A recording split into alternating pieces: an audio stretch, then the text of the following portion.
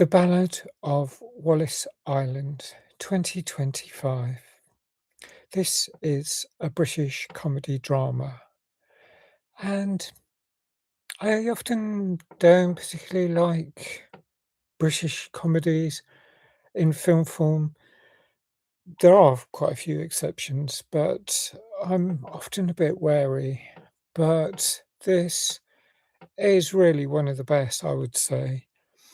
It stars Tim Kay as Charles Heath, who's an eccentric widower, and he's a multimillionaire. He's won the lottery, and he's invited a musician, Herb Maguire, also known as Chris Pinner, played by Tom Basden, and is he's a really well-established singer, and that was something I was slightly wary of watching another sort of comeback from an artist after seeing Opus, because that was slightly traumatic in some respects. I was thinking, "Oh, what's gonna happen?" But this is much more down to earth, nothing cult-like, nothing at all strange. And if anyone's getting the rough end of the stick, the tough, um, storyline, it is Herb or Chris.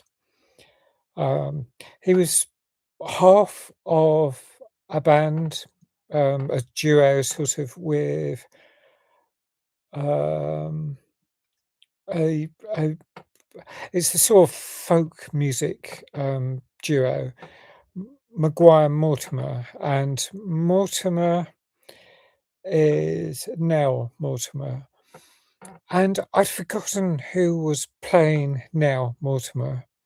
Now I've seen the, trailer again, and I recognise Kerry Mulligan straight away, but I didn't during the film. I was just, like, thinking, "Wow, she's great, really, really good." I mean, I think all of the acting is just awesome. I loved it all. Um, Tim Key is just such an amazing comic actor. I don't think I've seen him before. I'm not sure. Now there's a couple other characters. So there's a Henry no Nifonier. Apologies if I can't really read what I've written on the screen there because I've done it too small. But Academy Nell Vermeer, he plays Michael, who's Nell's American husband, and he's a birder, a bird watcher, and he's really keen to see the puffins. Um, Actually, I learned the collective noun for puffins is a circus from this film. I didn't realise that's what it was until I seen this film.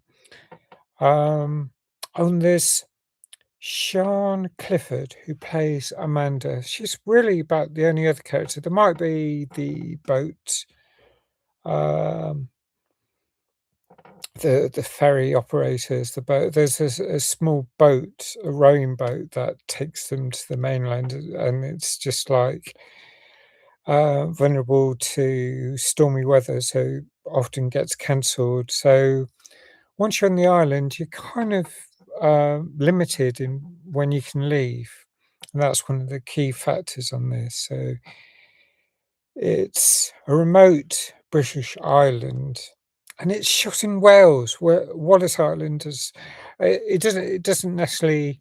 It's not necessarily set in Wales. It might be Scotland, might be England.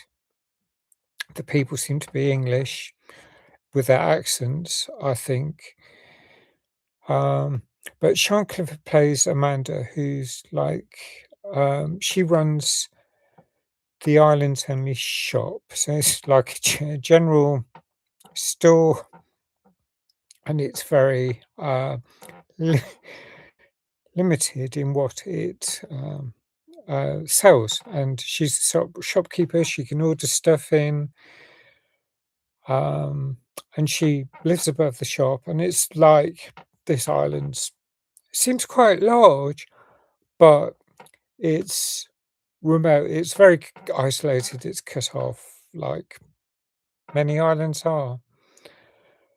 And oh, and she's got a teenage son. But it's just like those are the only characters in the whole film, and it is such a delight to watch. I mean, oh wow, it's just like, so there's this wealthy islander, a recluse, and a lottery winner, and he's invited this pop star who has been successful in this duo, and now he's doing um, he's doing solo work, and he Charles has also, unbeknownst to Herb, he's also invited Nell to come along with Michael, her um, husband. So she's remarried. She's married. There's a lot of tension. There's so much laughter. I mean,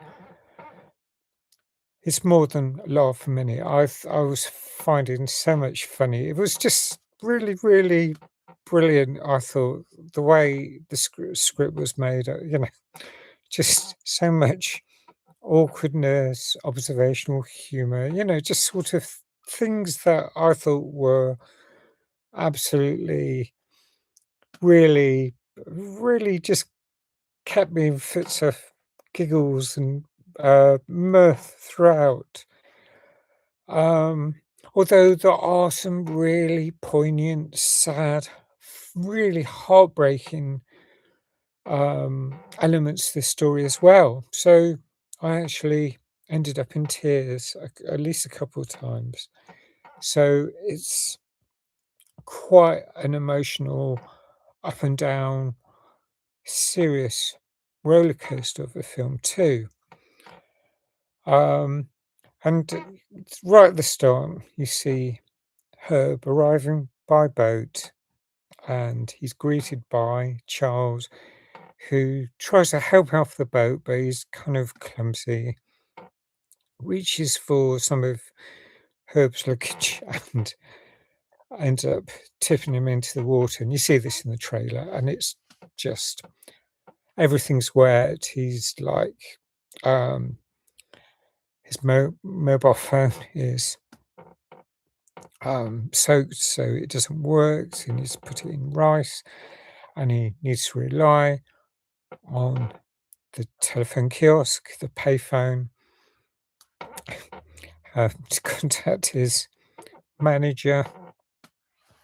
Oh, it's like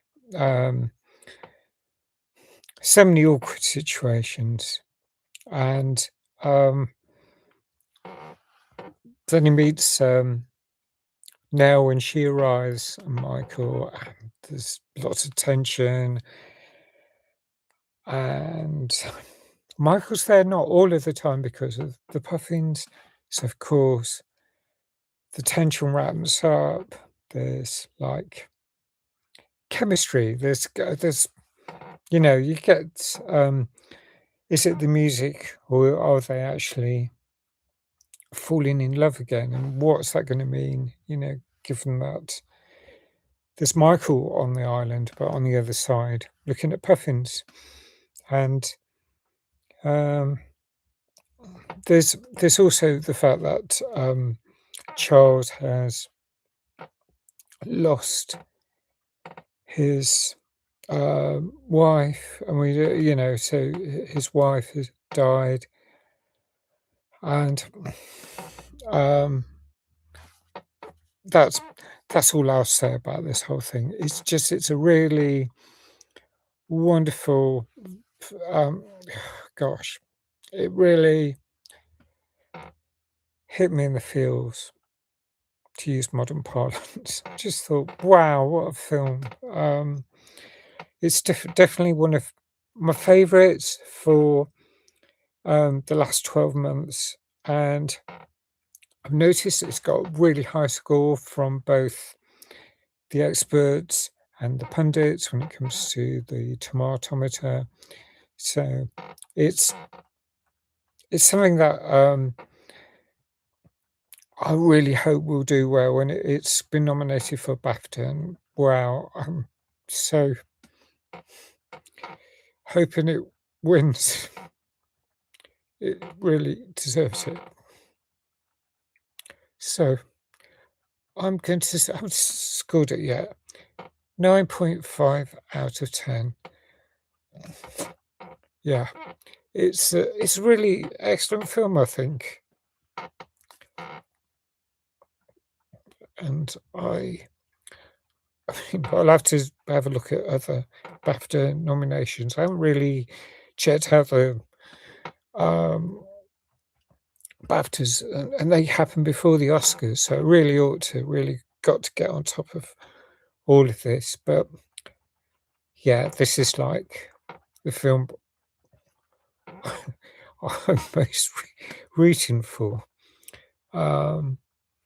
So I'd love to know what you think if you've seen this. Uh, please like if you like this film review. Thanks for watching. Thanks if you subscribe. Please hit the notification button. What?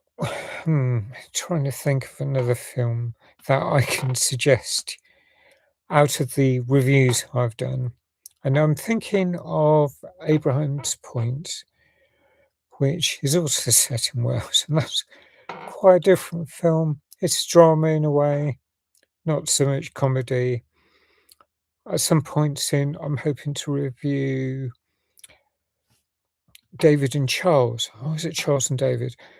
That's really funny. But I would say this is one of the funniest films I've seen for a long time. I really hope it does well in the awards. So, thanks for watching. Take care. Best wishes. Bye for now.